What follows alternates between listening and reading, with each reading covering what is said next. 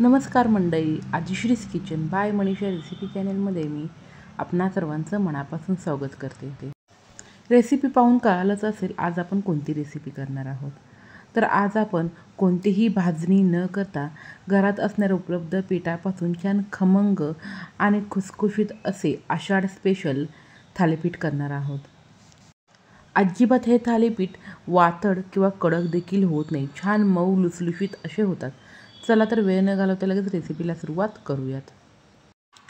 10 ते 15 लसूण पाकळ्या आणि 3 हिरवी मिरची घालून पाणी न घालता याची भरड करूयात।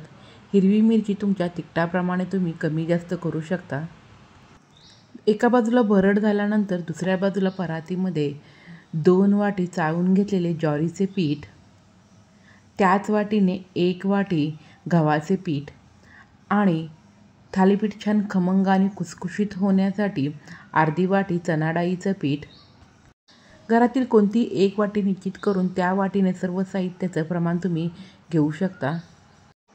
सुरुवातीला केलेली लसूण आणि हिरवी मिरचीची भरड, सर्व हे सुके मसाले मी पोह्याच्या चमच्यानेच मोजून घेतलेले आहे।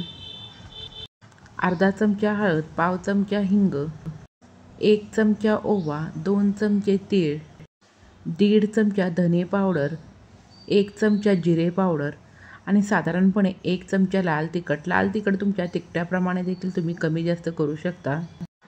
3 मध्यम आकाराचे बारीक चिरलेले कांदे आणि भरपूर सारी बारीक चिरून घेतलेली कोथिंबीर।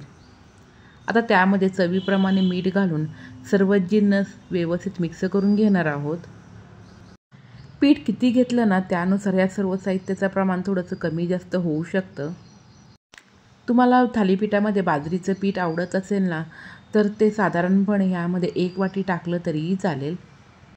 आता थोडंसं पाणी घालून चपातीपेक्षा हलकंसं सैलसर असं आपण हे पीठ मळून घेऊयात। गव्हाचं पीठ घातल्यामुळे थालीपीठाच्या पिठाला छान चिकटपणा येतो आणि थालीपीठे देखील छान खमंग अशी लागतात। चपातीपेक्षा सैलसर पीठ मळून झाल्यानंतर लगेच आपण ह्या पिठाची थालीपीठं थापून घेऊयात। एखादं छोटं सुती कापड हलकंसं ओलसर करून मी व्हिडिओत दाखवलं आहे ना त्याप्रमाणे पिठाचा छोटासा गोळा करून अशा प्रकारे बोटाच्या साहाय्याने सुती कापडावरती थालीपीठ थापून घ्यावं। आता थालीपीठ थापताना थालीपीठाची जाडी तुमच्याच आवडीनुसार तुम्ही जाड किंवा पातळसर असं ठेवू शकता। थालीपीठ थापून झाल्यानंतर त्यावरती थोडेसे तीळ पेरून आता आपण एक थालीपीठाला छिद्र पाडून घेणार आहोत। थालीपीठाला छिद्र पाडल्यामुळे छान खरपूस अशी थालीपीठं आतून देखील भाजली जातात। आता मी थालीपीठं जास्त पातळ आणि जास्त जाड देखील ठेवत नाही, मध्यमच जाडीची थापून घेणार आहे। थालीपीठ थापताना पीठ हाताला लागत असेल ना तर थोडंसं हाताला पाणी लावलं तरीही चालेल। वरती तीळ पेरल्यामुळे थालीपीठ जेव्हा भाजून आपण घेतो ना तेव्हा खायला आणि दिसायला देखील खूप सुंदर असे दिसते। थालीपीठ थापून झाल्यानंतर लगेच तव्यावरती थोडंसं तेल घालून कापडासकटच आपण थालीपीठ तव्यावरती पसरून घेणार आहोत। जेव्हा कापडासकट तव्यावरती थालीपीठ टाकतो ना लगेच टाकून झाल्यानंतर वरील कापड काढून घ्यावे। थालीपीठाला जे आपण छिद्र पाडलेले आहेत ना त्यामध्ये थोडंसं तेल घालून घेऊयात, त्यामुळे थालीपीठ छान खुसखुशीत अशी होतात।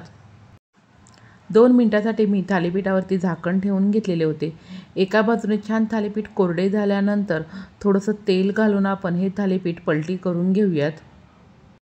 आता दुसऱ्या बाजूने देखील छान थालीपीठ आपण खरपूस असे भाजून घेणार आहोत। कोणतीही भाजणी न करता घरातील उपलब्ध पिठापासून छान खमंग आणि खुसखुशीत असे थालीपीठ तयार होतात। चला तर अशाच प्रकारे दुसरं देखील मी थालीपीठ तुम्हाला ह्या ठिकाणी करून दाखवते। समजा तुम्हाला कापडावरती थालीपीठ करायचे नसेल ना तर डायरेक्ट तव्यामध्ये देखील तुम्ही थालीपीठ थापून घेऊ शकता। तर तुम्ही देखील अशा प्रकारे खरपूस खमंग आणि बिना भाजणीची थालीपीठं या आषाढ महिन्यात करून पहा आणि कशी झाली ते मला कमेंट बॉक्समध्ये सांगायला तर अजिबात विसरू नका। थालीपीठ म्हटलं ना तर दही तर असलंच पाहिजे। चला तर अशा प्रकारे थालीपीठं करून आता आपण दहीबरोबर सर्व करून घेऊयात। नेहमीप्रमाणे तुम्हाला ही माझी रेसिपी आवडली असेल ना, नक्की लाईक करा, शेअर करा, माझ्या चॅनलला सबस्क्राईब करा, बेलची घंटी वाजवली तर अजिबात विसरू नका. चला भेटूया अशाच एखाद्या साध्या सोप्या पुढील रेसिपीमध्ये. धन्यवाद.